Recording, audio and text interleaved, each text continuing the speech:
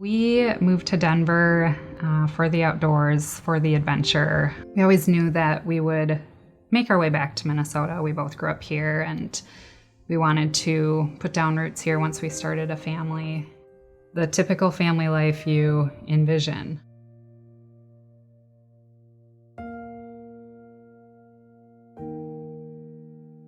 Shortly after, maybe when we were getting her going with a pediatrician, we found that, she was maybe needing a little extra help with a few things. We were just trying to be patient through it all. But by 18 months, when there still wasn't development, we started to kind of feel like we need to push this further. And you're just trusting the advice that you're given by pediatricians, and I think people have a hard time saying something might be wrong with your child. She was no longer able to push herself up from a seated position. She was no longer able to get herself up from the floor. Mm-hmm. She was no longer moving across with her pivot and scoot like she used to. Mm-hmm. And then eventually she couldn't even roll over. We got into hematology in early August, and that was the turning point for getting her diagnosis. He had asked us if anyone had ever looked at her spleen because it looked like it was enlarged, and we said we've brought it up many times, but no one has ever taken it further.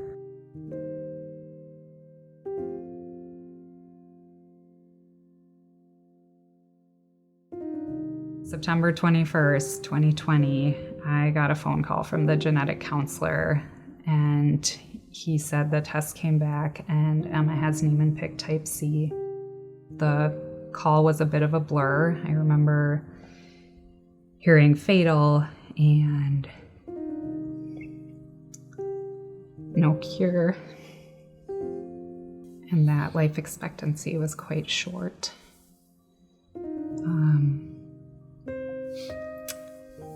And I got off that call just in total shock.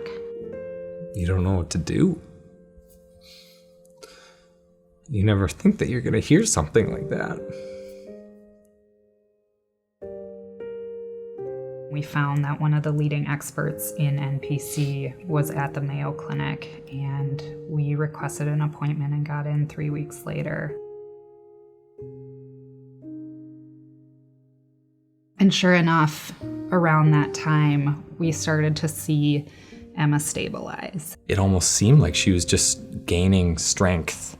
It's rare without intervention for kids to live beyond 4. And, to see her make it to 3, and then 4, and then 4.5, and then 5, and now 5.5. It's amazing, and we know it's because of this medicine. We knew we wanted to get her back into school, and we knew a little bit about St. David's. We were meeting in the classroom to have an initial care meeting to discuss the plan for how we were going to support Emma and what the goals were for her and what kind of accommodations and modifications we would be making in the classroom. I think that one thing that's unique to Emma's daily routine is that she truly needs help with every single step along the way.